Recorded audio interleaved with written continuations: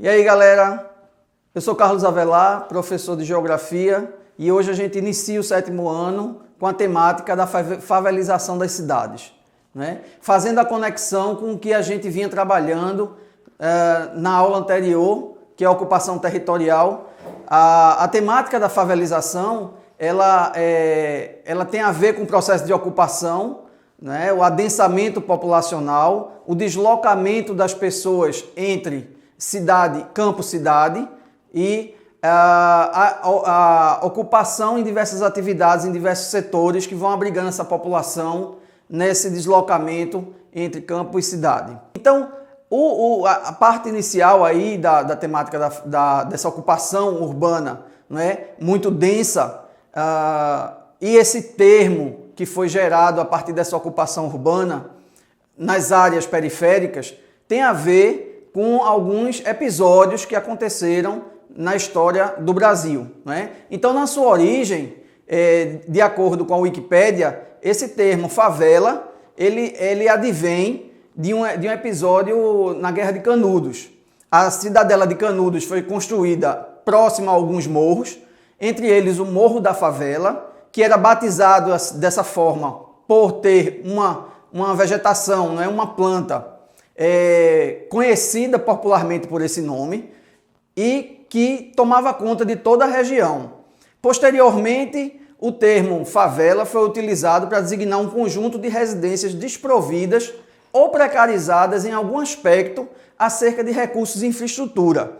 Então, assim, a gente identifica essa correlação entre ocupação e adensamento urbano e essas ocupações, elas se caracterizam por terem um aspecto peculiar, ou seja, são adensamentos que as pessoas foram chegando nas cidades, foram chegando nas aglomerações e que essas áreas, elas não tinham esse aspecto de infraestrutura já construída. Então foram áreas que foram abrigando pessoas, populações que vieram em busca de alguma atividade econômica ou em busca de alguma forma de sobrevivência e que foram ocupando essas áreas periféricas, conhecidas como áreas de morro. Então a gente faz a conexão entre esses elementos, né, da urbanização precoce e da falta de planejamento e acolhimento dessas pessoas que vinham em busca de uma atividade econômica.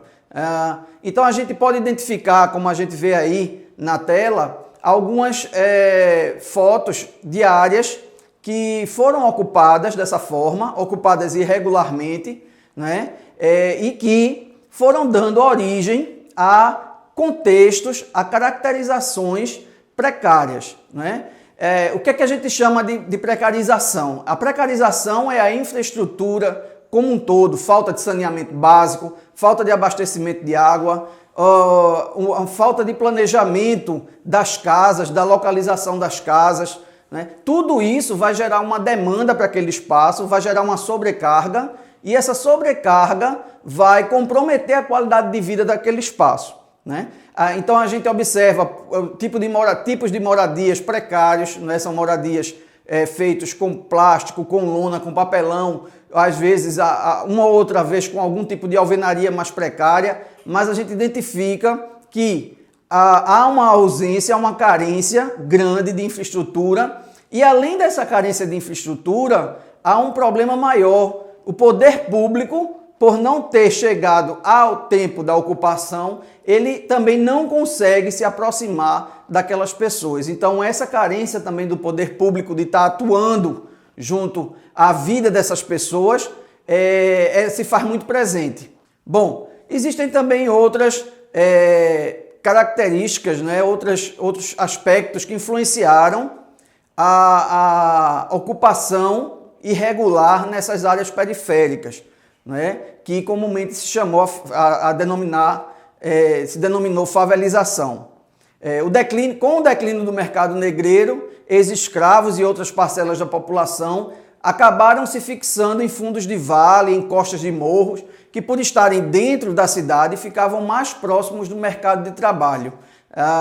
Houve no processo de ocupação territorial do Brasil um adensamento populacional quando houve o deslocamento de uma mão de obra que antes se concentrava nas produções primária exportadora, que eram as produções de açúcar, de café, né, de grãos, enfim, de materiais de primeira ordem, e que essa população, né, depois que aconteceu as mudanças políticas e as mudanças econômicas, essa população ela migrou, ela se deslocou das áreas rurais para as áreas que então estavam em ascensão, as áreas urbanas. Era uma população que trabalhava na agricultura e na pecuária, em atividades primárias, e que de uma hora para outra se viu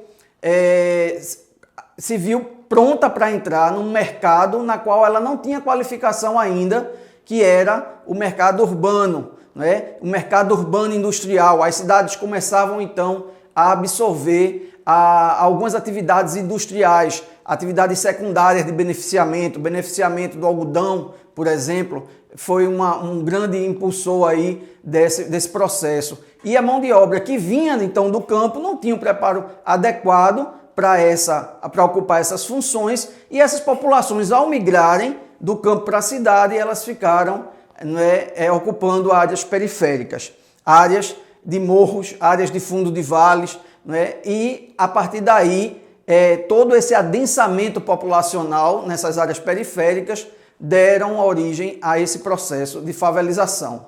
É importante, não é, a gente atentar para alguns aspectos peculiares.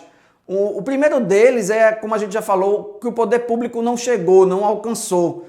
O poder público estava muito mais preocupado com o desenvolvimento econômico, não é, que chefiava esse processo de ocupação das áreas periféricas e das áreas centrais, principalmente das áreas centrais, e não deu a atenção necessária, a atenção devida a essas regiões das áreas periféricas das cidades. E aí essa população ela ficou realmente à deriva nesse contexto de desenvolvimento do capitalismo, e as áreas urbanas eram o cenário principal do desenvolvimento do capitalismo. O poder público, então, ele atende às necessidades do mercado, atende às necessidades de uma elite que dominava primeiramente com o mercado primário exportador, que era baseada na produção, né, de cana-de-açúcar e café, principalmente, e pecuária também, e estava preocupado com esses aspectos econômicos. E aí essa mudança política e econômica foi dando origem a essa população que se deslocou, e essa população ficou no esquecimento. As áreas urbanas, é importante a gente destacar que as áreas urbanas periféricas que foram ocupadas por esse processo de favelização, né, elas são áreas onde os serviços são precários, né, são áreas onde as pessoas estão desprovidas dessas características, né, e são áreas de economia informal, de economia a economia do biscate, a economia do prestador de serviço informal, e a informalidade então toma conta dessas regiões. O poder público ele não alcança isso, o poder público não deixa de arrecadar e deixa de investir também nessa infraestrutura, né? E isso daí gera uma demanda social muito grande, uma demanda por qualidade de vida, uma demanda na questão ambiental também, porque você vai sobrecarregar o meio ambiente. Então, essas áreas densamente povoadas, elas foram áreas que sofreram com esse processo, né, de poluição, por exemplo, de sobrecarga de água, de esgoto, né, de saneamento básico. E isso aí vai ter uma ligação direta com a proliferação de doenças. Então essas áreas são áreas que, por serem desprovidas dessa infraestrutura, elas vão refletir também as mazelas sociais mais sensíveis a esse aspecto, né? Como doenças ligadas à falta de higiene, enfim, epidemias, proliferação, né, de mazelas, de doenças, enfim. No geral, a gente vai ter essas áreas urbanas de morro como áreas realmente que necessitam de uma atenção especial ao longo de décadas. Essas áreas elas se apresentam durante décadas, até hoje, apresentam essa necessidade, essa demanda intensa de atuação do poder público.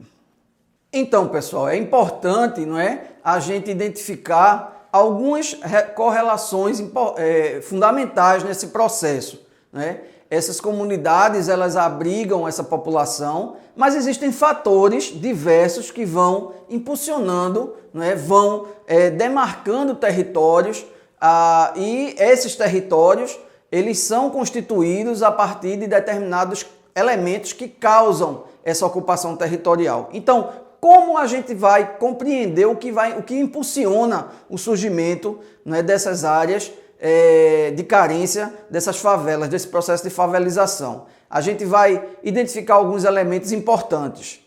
Atentem aí no que vocês estão vendo, alguns fatores que condicionaram para o aumento, né, dessas cidades e o surgimento dessas áreas mais desprovidas, né, dessas áreas de favelas. Todos esses elementos, eles vão se juntando, eles vão se mesclando para uma falta de perspectiva de vida. Isso daí resulta numa falta também, numa ausência de qualidade de vida naquelas áreas, né? Então a gente tem fatores que causaram, como a mecanização da agricultura, o processo, na verdade, de mudança de perspectiva no campo, ele já vai mudar, ele já vai contribuir para que essa conjuntura ela se delineie, né? Então a gente tem aí uma economia rural que começa a dar um novo sentido para o processo de mecanização no campo.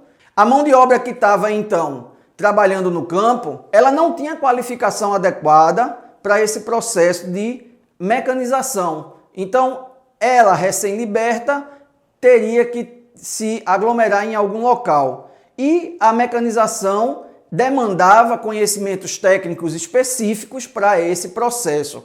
Essa população, então, não tinha esse conhecimento e acabava ficando à deriva dentro da economia rural. Um outro aspecto importante, né, foi a falta de incentivo e de apoio a que essa população ficasse na área rural. Não havia esse incentivo, não havia esse acolhimento, não havia essa perspectiva de acolher essa pessoa no campo. Isso daí vai provocar também um processo de saída dessa população, de expulsão dessa população dessa região. Alguns problemas climáticos agravam esse processo, né? Como as secas, principalmente em algumas áreas, mais predominantemente no Nordeste, mas outras áreas também vão ter a ocorrência de secas, geadas, né?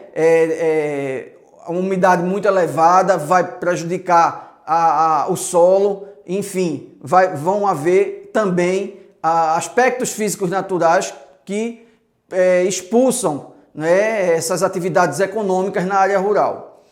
E a falta de infraestrutura, né, no campo vai acarretar isso também. A infraestrutura que seria necessária para abrigar essa população e para dar um apoio para que essa população se permanecesse no campo, ela não vai existir. Então vai haver ausência de escolas, de hospitais, de estradas que escoem a produção, né, de desenvolvimento técnico nessas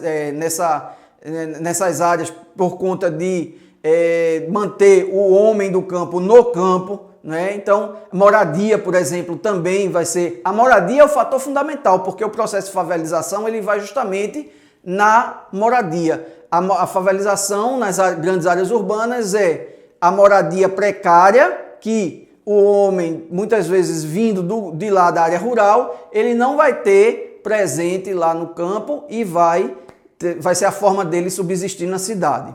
Então, esses elementos, eles congregam, eles reúnem, né, uma falta de perspectiva. As pessoas, então, migram do campo para a cidade sem perspectiva nenhuma de ter uma atividade, elas vêm com uma vontade, a cidade, é importante ressaltar isso, que a cidade ela é uma propaganda nesse momento de atração. Então ela é uma promessa de vida melhor, ela traduz, não é, a imagem de quem vence, não é, na vida, de quem consegue obter as condições melhores de vida, porque a cidade, o imaginário social, ele vai crescendo, não é? E aquela propaganda de boca em boca vai passando e o conhecimento que vai chegando até as áreas rurais, que são muito precárias, o conhecimento que chega, a informação que chega, é a informação de que na cidade tudo se consegue vencer na vida, se consegue ter uma oportunidade de emprego, tem uma oportunidade de vida melhor, tem uma qualidade de vida melhor do que no campo, que está dessa perspectiva precarizada. Então, a cidade, ela traz dentro desse bojo, né, desse conjunto de ideias, um imaginário muito forte. E o imaginário vai conquistando a cabeça das pessoas e vai fazendo com que as pessoas cada vez mais se direcionem a essas áreas urbanas. Então, essa falta de perspectiva, essa ausência de perspectiva no campo, ela é muito importante, mas ela é importante agregada à propaganda que a cidade faz de atração. Isso daí vai provocar um êxodo muito forte, ou seja, o êxodo, que é a saída, né, a migração muito forte em direção às cidades. Ora, há uma contradição nesse momento, porque as cidades, elas não têm a estrutura necessária para suportar uma população advinda do campo, um contingente populacional muito alto. Isso vai provocar inevitavelmente o crescimento das cidades. As cidades, então, elas crescem. As cidades tinham uma conformidade, elas surgiram com algumas funções, né? Então a gente tem cidades que têm função portuária, cidades que têm função religiosa, cidades que têm função administrativa, né? Que são cidades planejadas, como por exemplo Brasília, Belo Horizonte foram cidades planejadas. Essas cidades elas vão crescer de forma muito rápida, né? Esse crescimento, por absorver essa população, esse crescimento ele não se dá de uma forma acompanhada, administrada, ele se dá de uma forma totalmente irregular e isso daí vai gerar justamente esse adensamento populacional. Concomitante a isso, a gente tem o quê? Uma ausência de planejamento, ou seja, planejar, que é justamente preparar para, né? Então a ausência de planejamento dessas áreas vai contribuir para o processo de degradação da qualidade de vida nessas áreas que estão ali no entorno das áreas mais centrais, das áreas mais urbanas. E isso daí a consequência que a gente vai ter é justamente o surgimento dessas comunidades que foram denominadas favelas, né? Que aí vão ocupar, e aí o que é que a gente vai ter? O processo de ocupação do solo urbano, é muito importante fazer essa conexão, porque o processo de ocupação do solo urbano, ele está ligado à função social da cidade, a função social da propriedade dentro da área urbana, né? Algumas áreas que eram áreas então esquecidas por quem já ocupava a cidade, eram áreas desvalorizadas, áreas onde ninguém queria ir, então e essas populações foram empurradas para essas áreas. Que áreas são essas? São áreas de morro, áreas de ribeirinho, áreas de alagado, áreas onde as pessoas, geralmente, onde a população da cidade, então estruturada, colocava os dejetos, né, colocava o lixo, enfim. Essas áreas, área que ninguém quer, eram as áreas disponíveis nas áreas urbanas para essa população que se adensava vinda do campo. Então não houve uma ligação direta, uma conexão direta, uma preocupação com o papel, a função social que a cidade tinha e que a propriedade urbana tinha. Então o solo urbano ele foi ocupado, de certa forma, de forma irregular, de forma sem ter um planejamento, de forma sem ter essa preocupação. O solo urbano não cumpriu o seu papel social, a sua função social. Essa preocupação com a função social da área urbana, da propriedade urbana, ela só veio depois, né? Já na década de 70 e década de 80 é que começou a se preocupar por conta das consequências dessa ocupação, é que começou a se preocupar com a função social da cidade. E aí alguns dispositivos foram criados, como por exemplo, veio o Estatuto da Cidade, né? Vem a lei orgânica, vem as leis orgânicas dos municípios, e aí a preocupação dentro da esfera local com esse processo de ocupação urbana adensado e irregular nas áreas das cidades. Dando continuidade, a gente observa, não é, que esse crescimento acelerado, não é, quando não é acompanhado de um planejamento devido, não é, de um planejamento adequado, de um acompanhamento adequado dessas ocupações, faz surgir uma diversidade ocupacional no espaço urbano, acompanhado de carências de infraestrutura e de aspectos sociais também relevantes para esse processo. Em muitos desses espaços que se desenvolve essas ocupações irregulares. É importante assim a gente também ressaltar que essas ocupações, mesmo elas sendo irregulares e elas sendo tão precárias, tão carentes, elas são uma forma de organização do espaço, uma forma própria de organização do espaço. Então, quando a gente parte para a análise do espaço, é importante a gente destacar que o espaço ele tem a sua função organizacional própria, né? É o que o professor Milton Santos chama de o espaço, a desorganização organizada. Então, esse conjunto de elementos que estão ali interconectados, eles estão tendo uma dinâmica própria, eles estão tendo um funcionamento próprio, né? Transportes, comunicações, economia, comércio, né? Produtos que vão e vêm, os fluxos, as trocas que vão e vêm, próprias daquele espaço urbano que é ocupado de forma irregular, mas que de certa forma tem um funcionamento e tem a sua organização peculiar. A sua organização ela dá uma caracterização de originalidade espacial, né? Então, assim, é importante que a gente destaque que há sim essas ausências, mas que as pessoas que estão morando nessas áreas, elas assimilam uma dinâmica própria de vida dessas áreas. E muitas vezes, quando é feita uma intervenção, é preciso que essas intervenções elas sejam feitas também, levando-se em consideração essa dinâmica própria de vida, esse espaço organizacional, como é que ele funciona. Então é preciso um estudo para que seja feita uma conexão com o modo de vida dessas pessoas. Porque senão a intervenção que é feita nessas áreas de ocupação irregular, ela pode ser um problema, gerar um problema muito maior do que as mazelas e os problemas que elas já têm, já apresentam dentro do seu funcionamento, da sua estrutura, né? Então a gente tem essas áreas ocupadas como áreas com dinâmicas próprias, ok?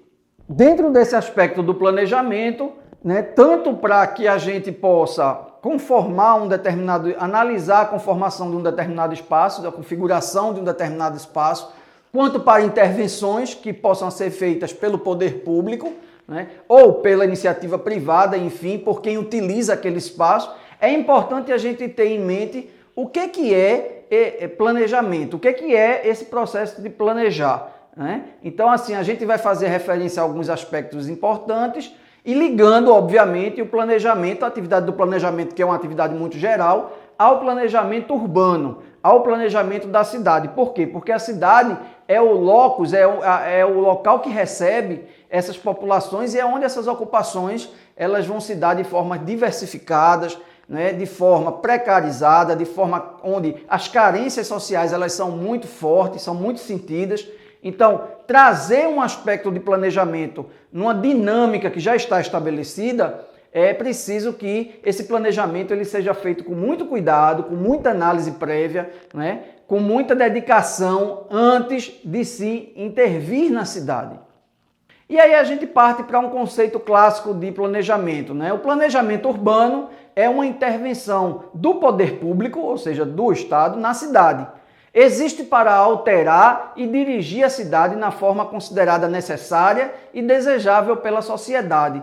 Então, se busca alguns aspectos que a gente quer como objetivos de uma cidade desejável, de uma cidade que tenha uma qualidade de vida, né, para seus habitantes, de uma cidade que possa caracterizar um bem-estar social para esses habitantes, uma cidade que possa subsidiar seus habitantes de trocas, né, tanto de pessoas quanto de mercadorias ali, indo e vindo de forma móvel, de forma salutar, de forma tranquila, e isso daí requer estudos mais aprofundados para que essa cidade elas possam deixar de ser o cenário do caos e passem a ser o cenário da vida tranquila, da vida saudável entre os habitantes, os citadinos que estão localizados naquela área urbana. E aí a gente vai identificar alguns instrumentos, né? Alguns dispositivos que foram criados para que essa política de desenvolvimento urbano, esses aspectos do desenvolvimento urbano, eles possam ser apropriados, possam ser colocados perante essa realidade. Uma realidade muito complexa, é importante destacar que é uma realidade muito complexa, são aspectos minuciosos dessa população que está ocupando essas áreas menos favorecidas e que o planejamento tem um papel fundamental de conciliar, de resgatar, não é? De trazer e de traduzir o que essas populações elas estão sentindo, elas estão precisando, elas estão necessitando. A partir do planejamento é feito esse estudo, é feita essa análise, mas alguns instrumentos são importantes dentro desse processo. Então a gente vai falar de alguns aqui instrumentos do ponto de vista da lei e do ponto de vista do reflexo desses instrumentos na prática, como é que eles acontecem. A gente vai dialogar um pouco sobre esses elementos, sempre lembrando que o objetivo principal é resgatar, trazer de volta a função social da cidade. A cidade tem uma função social, a cidade tem um objetivo que é conceder qualidade de vida, um bem-estar social aos habitantes que nela estão. Então, esse é o objetivo fundamental e que esses instrumentos eles buscam conduzir para que se atinja esse objetivo fundamental. O primeiro é a Constituição Federal. Não é? A Constituição ela define alguns aspectos singulares da área urbana. Né? Um deles é a política urbana voltada para essas áreas de cidades, dessas aglomerações maiores, consideradas áreas urbanas maiores. Na Constituição Federal, os artigos 182 e 183, eles tratam da questão da política urbana, não é? De como é que essa política é voltada para o planejamento das cidades. Então, o artigo 182 diz o seguinte, conforme a gente pode observar aí na imagem: a política de desenvolvimento urbano executada pelo poder público municipal, conforme diretrizes gerais fixadas em lei, tem por objetivo ordenar o pleno desenvolvimento das funções sociais da cidade e garantir o bem-estar de seus habitantes. Ora, isso daí vem no caput do artigo como um direcionamento voltado para um objetivo geral, que é garantir a função social da cidade e garantir o bem-estar dos habitantes que nela estão. Para isso é preciso todo um processo que vai conduzir a esses objetivos. Então, um planejamento adequado.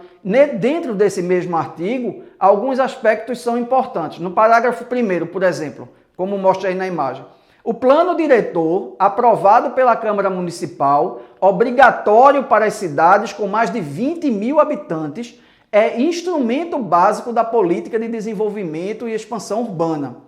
Então, o plano diretor, ele é um instrumento, um dispositivo fundamental de garantia de direito dentro dessa política urbana que é criada dentro da cidade. Então, no parágrafo 1º, o plano diretor considera cidades acima de 20 mil habitantes, né, como sendo as áreas alvo desse instrumento de política urbana, né? Sempre levando em consideração que alguns critérios são fundamentais nesse processo de definição de área urbana. No caso do plano diretor aí, com a quantidade de pessoas, acima de 20 mil pessoas ocupando a área urbana, né, ele está levando em conta o critério numérico, né, o critério estatístico. Outros critérios, elas também estão presentes dentro dessa definição de área urbana, como, por exemplo, o critério político-administrativo, que é justamente o mais adotado pelo IBGE, que é o critério que define a área urbana como sendo a sede política administrativa da cidade, né? Então a gente tem alguns elementos da cidade presentes, as divisões municipais, o município como a célula principal, né? A divisão dos municípios em distritos, em função das aglomerações urbanas que cada distrito tem. Então eu tenho as aglomerações urbanas de cada distrito definida como vilas ou aglomerações menores, e aquela vila ou aglomeração que apresenta o maior desenvolvimento ou que tem dentro da sua área urbana a sede do poder público, como por exemplo a prefeitura, as câmaras municipais, elas são a sede do município como um todo. Isso é o critério político-administrativo para a área urbana. O terceiro critério que a gente pode identificar é o critério econômico para se definir a área urbana. É o critério que define como área urbana como sendo aquela área aglomeração, não é? Independente do número de pessoas ou independente da função administrativa que ela exerce, mas fundamentalmente aquela área que concentra atividades dos setores secundário e terciário, ou seja, da economia, ou seja, os setores de industrialização, que é o beneficiamento da matéria-prima, e de comercialização e trocas desses produtos. Então, toda aquela área urbana onde onde nós temos a concentração de atividades econômicas na indústria, no comércio e nos serviços, se define como área urbana a partir dessa perspectiva econômica, né? Esse é o terceiro critério adotado, né, conhecido para se definir área urbana. No caso do plano diretor, ele dá uma aproximada aí do critério estatístico, que é o critério que leva em conta o número de habitantes. Então, toda e qualquer área urbana que tenha mais de 20 mil habitantes, ela precisa, é obrigatório ela ter uma política voltada, um plano diretor voltado para o planejamento da sua área, né? Isso daí resgata, né, a função social que a cidade tem, a função social da propriedade dentro da cidade e a própria função social que a cidade demanda dentro desse processo de ocupação urbana. Ainda de acordo com o artigo 182 da Constituição, fica claro que a responsabilidade pela política urbana do Brasil é do poder municipal. Então é importante destacar, né, que o aspecto urbano ele está restrito ao município, à célula do município. Isso daí dá um caráter político-administrativo de responsabilidade sobre a função social que a cidade tem.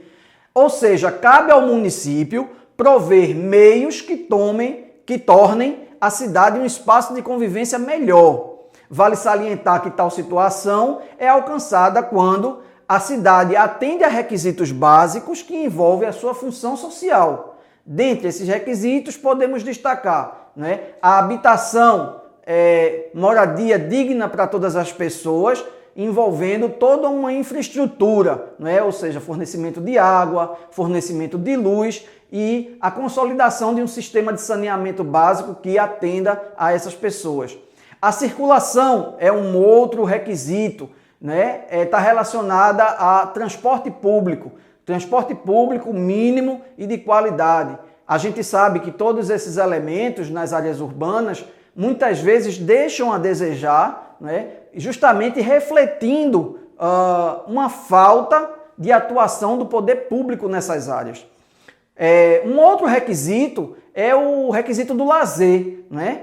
Parques, praças, né? Afinal de contas, a cidade ela é também um espaço onde as pessoas possam conviver de forma harmoniosa e que possam ter tranquilidade, né?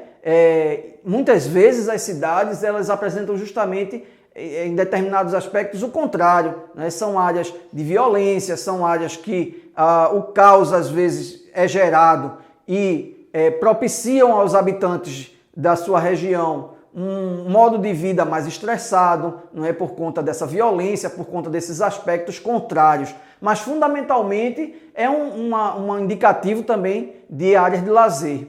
E um último requisito, não é a questão do trabalho. A cidade é feita para o trabalho também. A cidade que não oferece o trabalho formal aos seus habitantes sofrerá com problemas de mendicância, aumento de consumo de álcool e de drogas, por fim, isso daí reflete no aumento da violência e numa péssima qualidade de vida.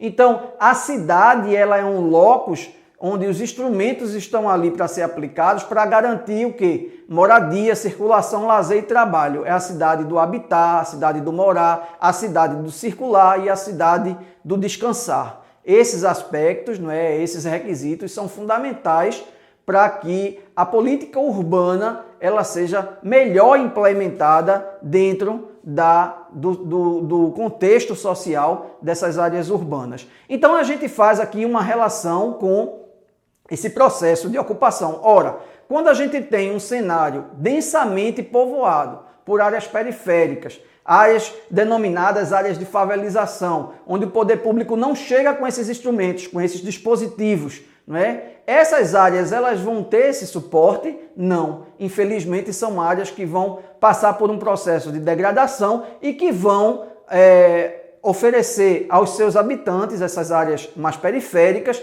a ausência de habitação, ou seja, moradia adequada, a ausência de transporte adequado, a falta de espaços para o lazer e um dos aspectos fundamentais, que é um dos requisitos, é a falta de trabalho, né? Uma perspectiva negativa em relação ao trabalho. As pessoas vêm com essa ilusão de que a cidade cria-se esse imaginário, vem com essa ilusão de que a cidade é o local onde há trabalho para todo mundo e quando chega nas áreas urbanas, há uma contradição, né? Essas pessoas se decepcionam porque ficam à mercê de um mercado de trabalho, ou seja, gera uma população onde o desemprego é muito mais elevado, né? E o sonho, a ilusão da cidade como o espaço, o locus do desenvolvimento social, o locus, né, daquele progresso, daquele desenvolvimento, ele vai por água abaixo. Algumas ferramentas, como a gente já falou, alguns dispositivos é que vão auxiliar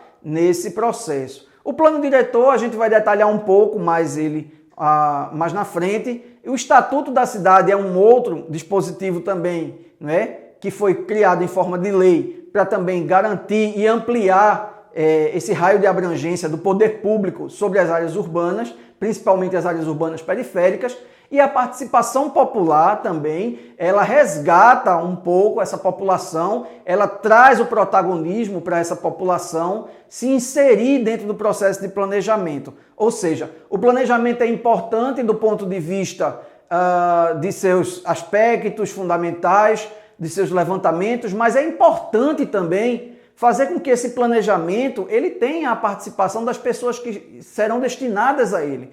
Então, trazer essas pessoas das áreas das comunidades, das áreas mais precarizadas, para discutir, debater que elementos vão ser aplicados para as suas intervenções, as suas mudanças, é muito importante também, é fundamental, eu diria, trazer essas pessoas para o debate, trazer essas pessoas para o diálogo e para o planejamento também. Obviamente que existe o ponto de vista técnico do planejamento, mas existe o ponto de vista da vivência do espaço, da organicidade do espaço urbano. E a organicidade e a vivência diária do espaço são essas pessoas que são protagonistas diariamente, não é? E elas têm muito a contribuir trazendo esses aspectos para a discussão dentro do processo do planejamento da política urbana voltada para essas áreas mais adensadas. Então, resgatando um pouco do que já foi falado, o plano diretor é um documento obrigatório para cidades com mais de 20 mil habitantes, devendo ser aprovado pela Câmara Municipal. Reflete os anseios da sociedade e tem iniciativa do prefeito. Como é uma força de lei, gerado por força de lei, o prefeito precisa implementar o plano diretor, né? Espera-se que o plano diretor aponte meios para o desenvolvimento economicamente viável, socialmente justo e ambientalmente equilibrado, né? Trazendo a esfera econômica como condição primordial para o desenvolvimento, né? E para o trabalho daquelas pessoas, trazendo a esfera social, que é todo um aparato social para dar condições de vida digna àquelas pessoas, e trazendo também o aspecto ambiental, ou seja, a qualidade de vida do ambiente é importante para que aquelas pessoas tenham uma vida digna. Então, resgate um pouco do plano diretor, né? Lembrando que o plano diretor ele é uma obrigatoriedade da gestão municipal. Bom, o Estatuto da Cidade, que é a Lei 10.257 de 2001, regulamenta a questão da política urbana no Brasil. Expressa na Constituição brasileira, como a gente já viu nos artigos 182 e 183. Tem como princípios básicos o planejamento participativo e a função social da propriedade, como a gente já falou, né? O planejamento participativo trazendo o protagonismo, né, das pessoas que estão habitando aquele espaço e a função social da propriedade dentro do espaço urbano. Então é importante, gente, a gente destacar que dentre esses instrumentos de política urbana aqui no Brasil, o Estatuto da Cidade é que trata da questão do uso capião especial de um imóvel urbano, né? Ratificando, né, complementando o que diz o artigo 183 da Constituição. No artigo 183, ele diz: aquele que possuir como sua área urbana de até 250 metros quadrados por 5 anos ininterruptamente e sem oposição, utilizando-a para sua moradia ou de sua família, adquirir-lhe-á o domínio, desde que não seja proprietário de outro imóvel urbano ou rural. Então essa ocupação, não é, esse adensamento das áreas periféricas, obviamente, durante décadas que foi se implementando, vai dar a essas pessoas a posse da terra por uso capião, uma vez que o uso capião define, no intervalo de 5 anos, não é, a ocupação desse espaço de forma ininterrupta e de forma que ninguém conteste essa ocupação, e aí passa-se a propriedade para aquela pessoa, né? Então isso daí, a lei do uso capião, a lei que a Constituição garante no seu artigo 183, ela é importantíssima para o processo de adequação dessa função social da propriedade urbana. Isso é importante porque vai garantir a posse do imóvel urbano para aqueles que ocuparem determinada área urbana por 5 anos de forma ininterrupta, né?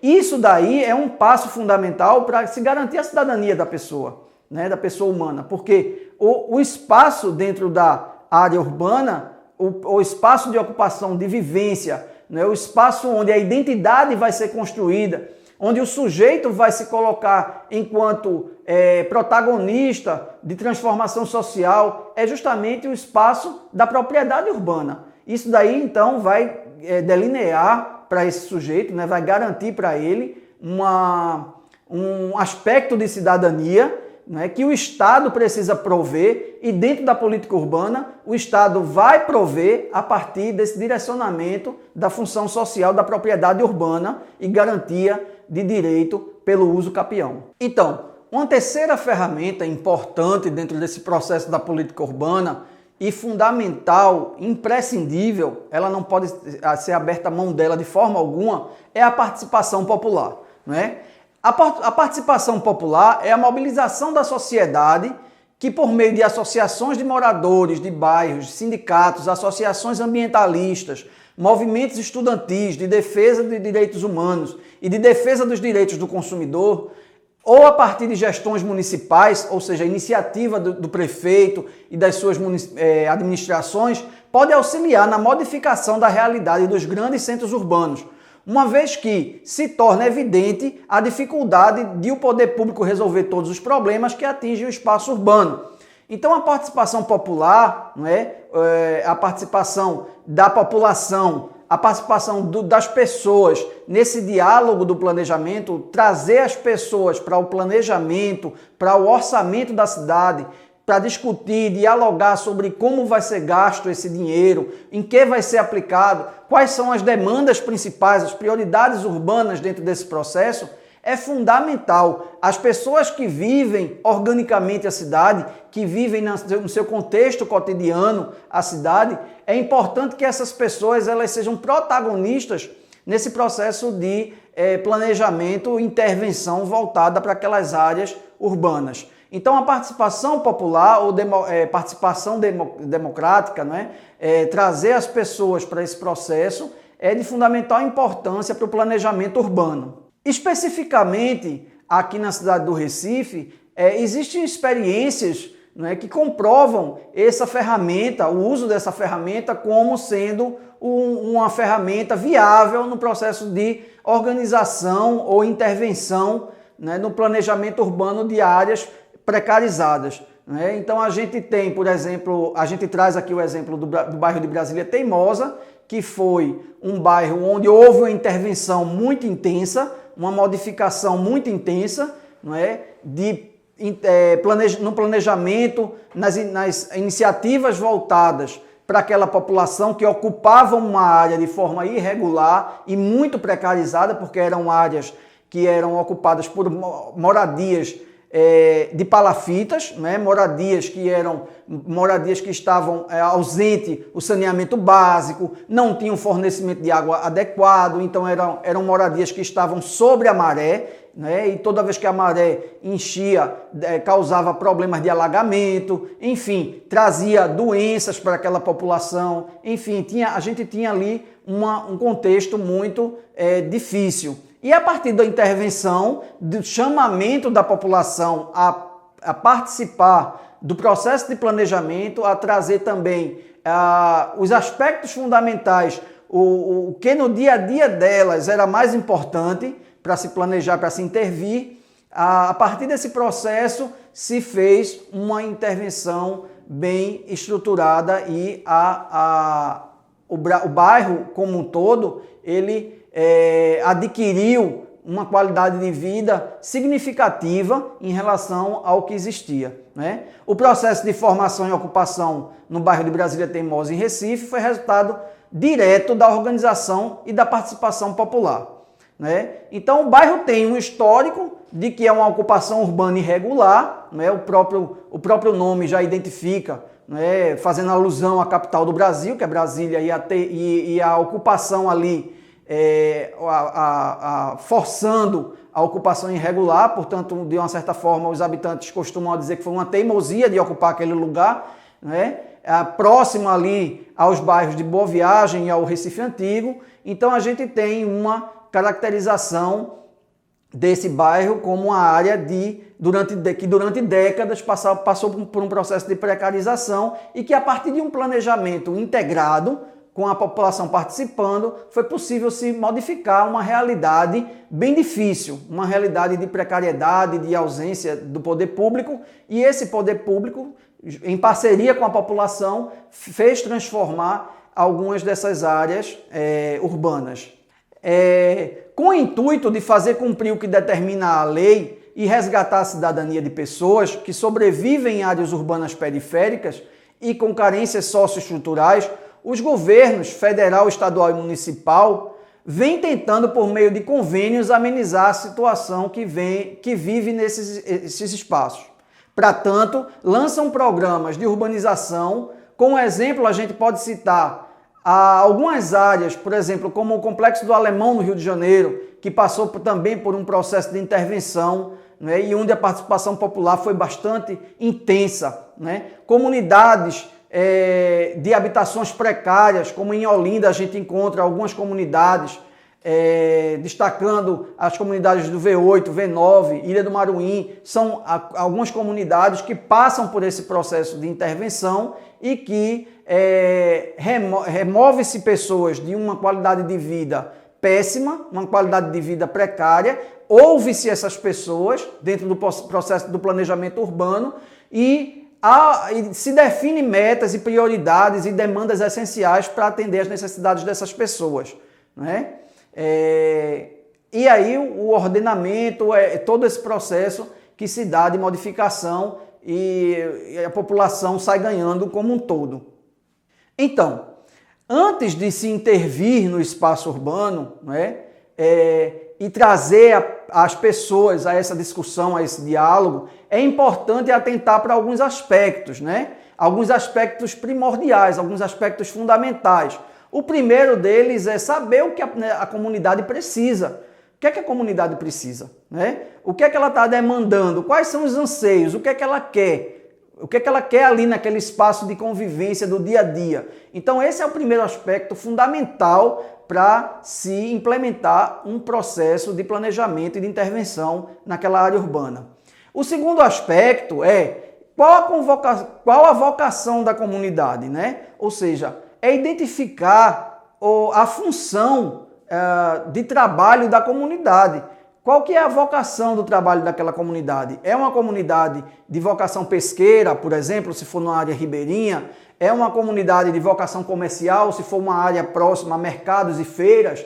Né? É uma comunidade de vocação industrial, se tiver ali uma população que esteja engajada dentro do processo próximo a alguma fábrica, trabalhando como mão de obra em alguma fábrica. Então, esse segundo aspecto, que é identificar a vocação dessa comunidade, para que não haja uma intervenção de forma irregular, uma intervenção mal feita. Ou seja, você vai intervir, modificar a vida daquelas pessoas, mas vai deslocar a vocação da comunidade para um outro trabalho. Isso daí causa danos irreversíveis ao processo de intervenção e de planejamento.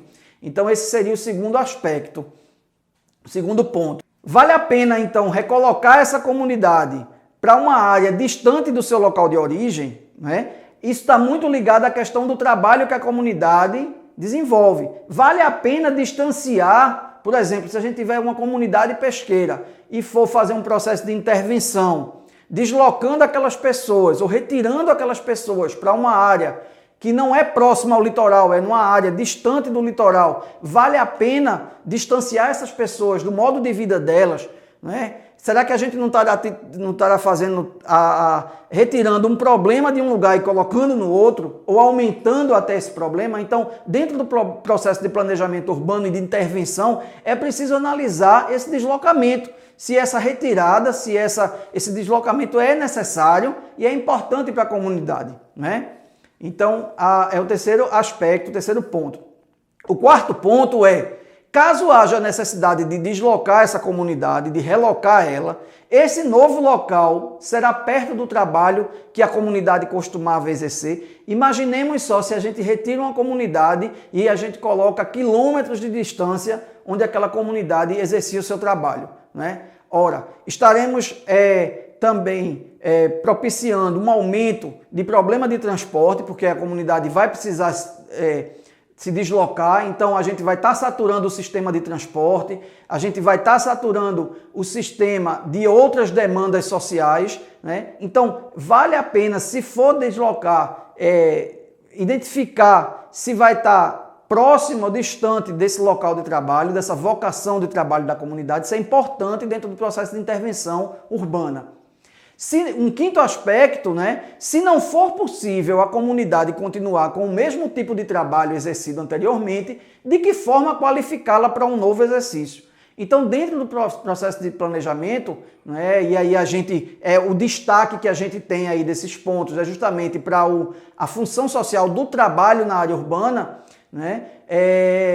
A função social do trabalho é importantíssima dentro desse processo de intervenção e deixar as pessoas ligadas a seus trabalhos, né? É importante requalificar esse processo, né? É preciso pensar sobre, ora, se eu estou retirando para intervir, para fazer um planejamento, para readequar, eu vou colocar aquela população em uma outra vocação de trabalho, mas eu preciso saber de que forma eu vou requalificar, eu vou dar subsídios. Não adianta eu tirar a população, as gestões municipais, a gestão estadual ou a gestão federal, retirar a comunidade, colocar num outro espaço, num outro ambiente e não dar condições da comunidade se desenvolver dentro daquele espaço, daquele ambiente. Então é preciso que venha atrelado a isso um processo de requalificação voltado para o trabalho, para o emprego, né? Emprego e renda, propostas de emprego e renda. As respostas encontradas com base nesse diálogo com a comunidade, seus representantes, associações e governos,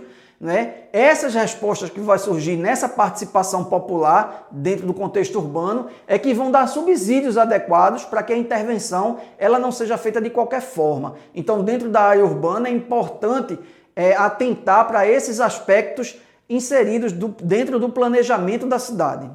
Quem são as pessoas que estão vivendo, então, nessas comunidades, nessas áreas mais afastadas, nessas áreas desprovidas, nessas áreas mais desvalorizadas, ou seja, as áreas que ninguém quis e que essas populações foram forçadas a ocupar como áreas periféricas, áreas de subdesenvolvimento, de precarização de condições. Quem são essas pessoas que estão ali? Então, quem são essas pessoas que estão nesses lugares mais afastados, mais desprovidos? Quem são as pessoas que estão vivendo na favela? Gente, antes da gente continuar com essa temática, a gente chama vocês para assistirem esse vídeo que trata dessa caracterização um pouco dessas pessoas que estão vivendo nessas áreas mais periféricas. Então, pessoal, como a gente viu no vídeo aí, né, a gente vai identificar que essas áreas periféricas, essas áreas que estão mais afastadas, desprovidas do poder público, e quando muitas vezes o poder público, quando vem, né, ele vem mais de forma repressora do que de forma assistencial, essas áreas são justamente áreas ocupadas por pessoas que estão à margem de algumas situações sociais, né? Então é importante a gente observar e refletir um pouco sobre os aspectos que o vídeo trabalha, né? Essa falta de perspectiva, né? Essa falta de orientação, esse resgate do protagonismo social que não existe nessas áreas, então são áreas esquecidas, enfim, pelo governo, pelos órgãos públicos.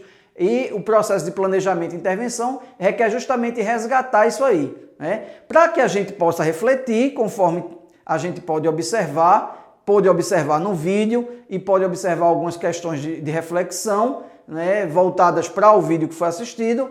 Quem que faz a arte? Né? De que forma essa arte está presente? De que forma essa cultura está presente? Essa cultura dessas áreas periféricas, ela é uma cultura, não que toda a sociedade admite, aceita, né, ou não?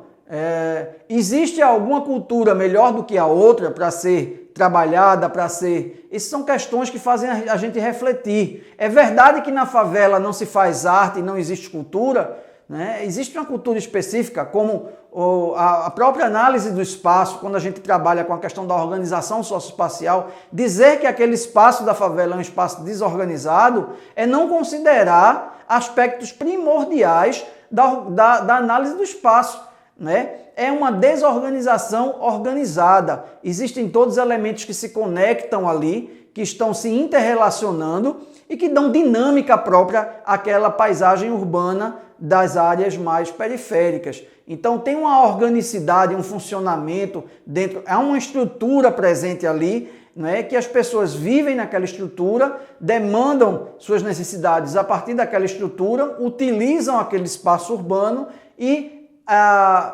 consolidam um modo de vida específico daquelas áreas. Então a gente precisa identificar esses elementos, né?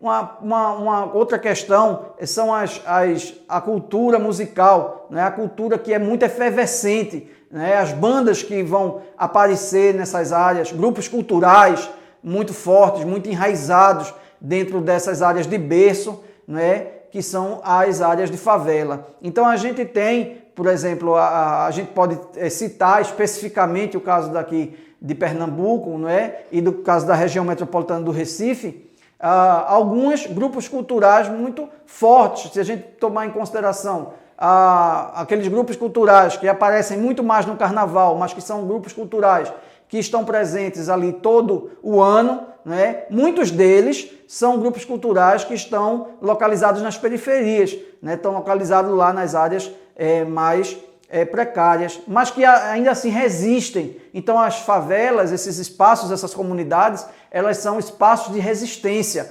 Resistência cultural, resistência econômica, porque ela tem uma diversidade econômica ali funcionando, resistência social, né? Porque há um papel social, há uma função social ali estabelecida. Então são espaços de resistências que vão consolidando, vão configurando esses espaços periféricos. Bom, pessoal, espero que vocês tenham gostado dessas reflexões sobre a área urbana, sobre a política urbana. É muito importante a gente identificar todos esses aspectos e tirem proveito desse material, tá certo? Um grande abraço e até a próxima vez.